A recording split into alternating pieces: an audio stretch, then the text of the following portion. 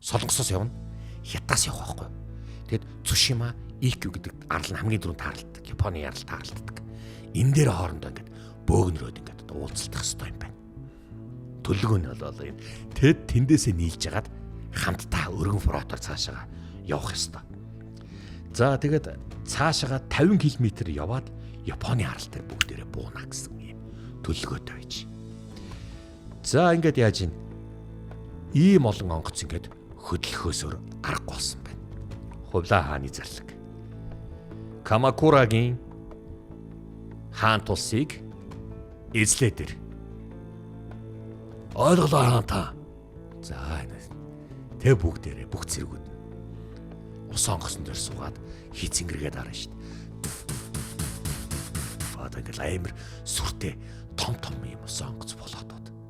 Одоо Камакурагийн Япон ус руу одоо өнөөгийн Япон руу 1281 оны 5 дугаар сард их талаад гарлаа.